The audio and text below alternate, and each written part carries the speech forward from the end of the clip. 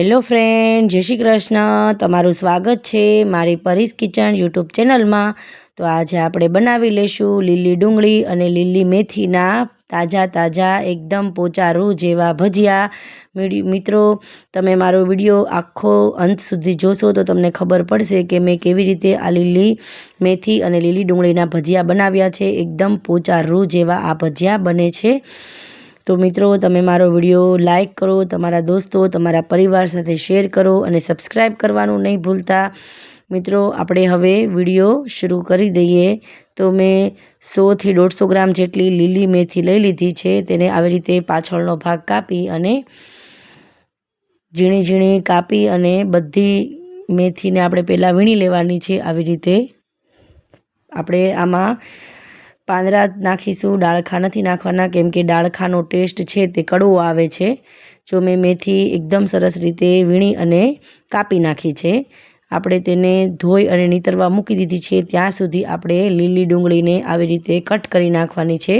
તમે આને મોટા કટકા કરશો તો પણ ચાલશે, કેમ કે જે ડુંગળી છે આ લીલી તે આપણે ભજીયામાં તળાશે તો પણ તે બફાઈ જશે સરસ એવી, એકદમ સોફ્ટ જ આવે છે આ લીલી ડુંગળી એટલે। તો મેં લીલી ડુંગળી અને લીલી ભાજી આપણે કાપી નાખી છે। હવે હું તેમાં આપણે એક પાણી નાખવાનું છે, એકદમ પોચા રૂ જેવા ભજીયા થાય એટલા માટે। તો મેં અડધી ચમચી જેટલા લીંબુના ફૂલ નાખ્યા છે અને 2 થી 2.5 ચમચી જેટલી ખાંડ નાખી છે અને હું થોડું એવું પાણી નાખી અને એકદમ સરસ રીતે હલાવી લઈશ। જ્યાં સુધી આપણા લીંબુના ફૂલ અને ખાંડ ઓગળે ત્યાં સુધી આપણે ધાણાને કટ કરી નાખવાના છે। તો મેં થોડા એવા ધાણા લઈ અને પાછળથી કટ કરી અને આવી રીતે સરસ રીતે મિત્રો આને કટ કરી લેવાના છે।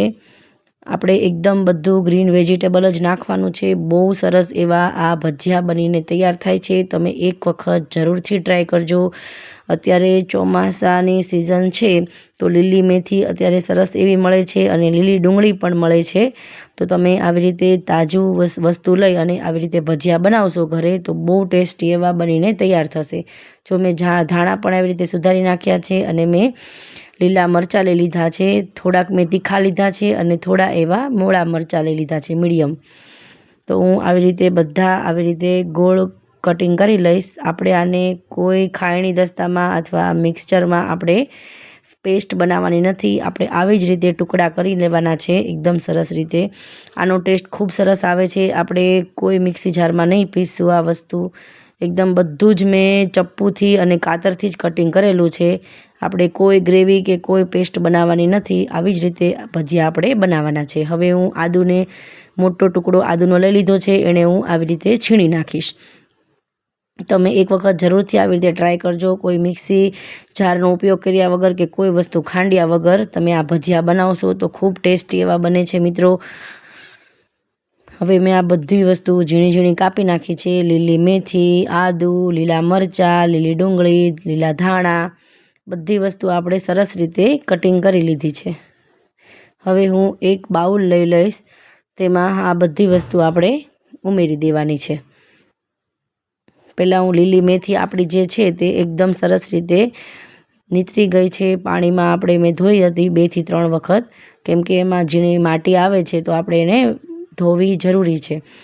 હવે હું લીલી મેથી, પછી લીલી ડુંગળી, ધાણા, લીલા મરચાં આપણે એક પછી એક બધી વસ્તુ એડ કરી દેવાની છે અને બધું સરસ રીતે પહેલાં મસાલો તૈયાર કરીશું, પછી આપણે લોટ નાખવાનો છે। જો મેં આદું પણ આવી રીતે છીણી લીધું છે, કોઈ દસ્તા ખાવણી અને મિક્સરનો ઉપયોગ કર્યો નથી। મિત્રો, તમે એક વખત જરૂરથી તમારા બાળકોને આવી રીતે બધા ખૂબ વેજીટેબલ નાખી અને ભજીયા બનાવીને ખવડાવશો તો એને ખૂબ મજા આવશે ખાવાની। મેં 1 ચમચી ધાણા જીરું પાવડર, સ્વાદ પ્રમાણે મીઠું નાખી દીધું છે અને બધી વસ્તુ એક સરસ રીતે હું મિક્સ કરી લઈશ। આમાં મેં હળદરનો ઉપયોગ કર્યો નથી, તમને હળદર ભાવતી હોય તો તમે નાખી શકો છો। મેં હળદર નાખેલી નથી, કેમ કે આપણે ગ્રીન વેજીટેબલ વધારે પ્રમાણમાં નાખેલું છે એટલે એકદમ સરસ રીતે આપણે ગ્રીન ભજીયા આપણા સરસ રીતે બનાવીને તૈયાર કરવાના છે। એકદમ સરસ રીતે મસાલો મેં મિક્સ કરી દીધો છે। થોડી વાર આપણે રહેવા દઈશું, ત્યાં સુધી આપણે ખાયણી દસ્તામાં કાળા મરી અને આખા ધાણા ખાંડી લેવાના છે। કાળા મરી અને આખા ધાણામાં જ મેં ખાયણી દસ્તો યુઝ કરેલો છે મિત્રો. વેજીટેબલ માટે કોઈ વસ્તુ મેં આ યુઝ કરેલી નથી, ખાયણી દસ્તો કે મિક્સર. જો આવી રીતે સરસ રીતે અધકચરું બધું ખાંડી લઈશ અને આ મસાલો છે, આ કાળા મરી અને આખા ધાણાનો, એ આપણે આ મસાલામાં એડ કરી દઈશું. આ ભજીયા છે તે સુરતમાં કાઠિયાવાડી લોકો ખૂબ સરસ રીતે બનાવીને ખાય છે અને એકદમ સ્પેશિયલ છે કાઠિયાવાડીના. હવે હું આમાં ચણાનો લોટ એડ કરીશ. તમારે મસાલો જેટલો હોય, લીલી ડુંગળી અને લીલી મેથીનો, એ પ્રમાણે ચણાનો લોટ એડ કરવાનો છે. હું આમાં 250 જેટલો ચણાનો લોટ એડ કરીશ, પછી આપણને જરૂર લાગે તો આપણે કરી દઈશું. હવે હું જે આ લીંબુનું ફૂલ અને ખાંડનું જે પાણી છે તે આપણા એકદમ સરસ રીતે પીગળી ગયા છે. હવે આપણે એ પાણી આમાં નાખી દઈશું. આ ખાંડ અને લીંબુના ફૂલના ટેક્સચરથી આપણા ભજીયા છે તે એકદમ સરસ જાળીદાર અને પોચા રૂ જેવા બનશે. તમે આ લીંબુના ફૂલ અને ખાંડ નાખો છો પાણી કરી, અને એમનામ આપણે નથી નાખવાના, એનું પાણી જ બનાવીને નાખવાનું છે. એમનામ તમે નાખશો તો તમને મોઢામાં અમુક ભજીયો ઉપર ખાટું લાગશે, અમુક ગળ્યું લાગશે. એટલે આપણે પાણી કરશું તો એક સરસ રીતે પાણી બની અને ખાટું ને ગળ્યું મિક્સ થઈ જશે. એટલે આ સરસ બેટર એવું ખાટું મીઠું પણ થશે અને પોચા રૂ જેવા પણ થશે. તમે આખા દાણા નાખશો તો સરસ રીતે પીગળશે નહીં અને ખાટું ને ગળ્યું એવું લાગશે. એટલે આપણે ખાંડ અને લીંબુના ફૂલનું પાણી જ બનાવવાનું છે. આમાં મેઇન છે ટિપ્સ એ. હવે આ બધો મસાલો એકદમ સરસ રીતે બેસન સાથે હું મિક્સ કરી લઈશ. મેં આમાં ગાય છાપ બેસન લીધેલો છે. હજી મને જરૂર લાગે છે, મેં તો થોડો બેસન નાખ્યો છે. તમે આ ગાય છાપના ભજીયા બનાવશો તો ખૂબ જ સરસ રીતે એકદમ પરફેક્ટ એવા ભજીયા બનીને તૈયાર થશે અને ટેસ્ટમાં પણ ખૂબ સરસ લાગે છે આ ગાય છાપ બેસનના ભજીયા.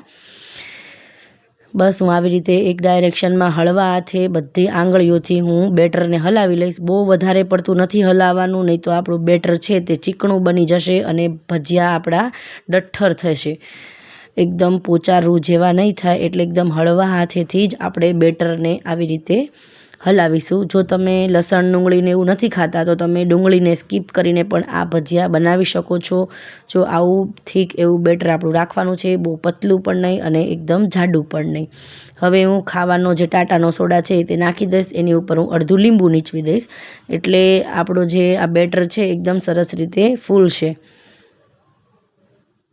આપણે આ ટાટાના સોડા ઉપર લીંબુ નીચવશું એટલે સરસ એવું ફ્લફી પણ થશે અને ભજીયા સરસ એવા ફૂલશે. જો આપણે લીંબુના ફૂલ પણ નાખ્યા છે એટલે બેટરનો કલર પણ સરસ રીતે ચેન્જ થશે અને ફ્લફી એવું બેટર બનશે. અને જો આપણને દેખાય છે કલર પણ થોડો ચેન્જ થઈ ગયો છે. એકદમ હળવા હાથે આને હું હલાવી લઈશ. બહુ વધારે પડતા હથેળીથી નથી હલાવવાનું, આવી રીતે આંગળીઓથી જ હલાવવાનું છે, નહીં તો આપણું જે બેટર છે એ ચીકણું બની જશે અને ભજીયા સારા નહીં બને. એકદમ જાળીદાર ભજીયા થશે. મિત્રો તમે એક વખત આવી રીતે જરૂરથી ટ્રાય કરી અને તમે ખાજો તો ખબર પડશે, બહુ સરસ એવા લાગે છે.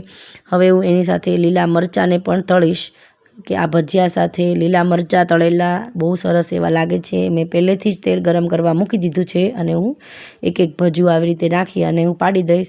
આપણે ગેસની ફ્લેમ ફાસ્ટ પણ નહીં રાખીએ અને એકદમ સ્લો પણ નહીં રાખીએ, મીડિયમ ગેસ રાખવાનો છે.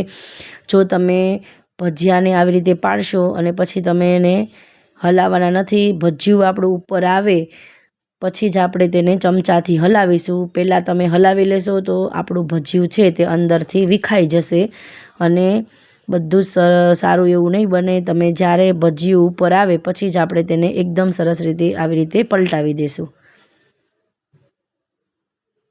આવી રીતે તમે એક વખત ભજીયા ટ્રાય કરજો, બહુ સરસ એવા અને પરફેક્ટ માપ સાથે બનીને તૈયાર થશે. એકદમ પોચા રૂ જેવા થાય છે. તમને આ ભજીયા પડ્યા રહે છે તો અમુક લોકોને ભજીયા છે તે ડઠ્ઠર થઈ જાય છે અને ગળામાં ડૂચો વળે છે. તમે આવી રીતે બનાવશો લીંબુના ફૂલ અને ખાંડનો ઉપયોગ કરી અને તમને ઠંડા થઈ જશે અને પડ્યા રહેશે તો ડૂચો પણ નહીં વળે અને સરસ એવા પોચા પણ રહેશે. જો આપણા ભજીયા સરસ એવા તળાઈ ગયા છે, હવે હું લીલા મરચાંને સરસ રીતે તળી નાખીશ. આપણા લીલા મરચાં પણ તળાઈ ગયા છે મિત્રો.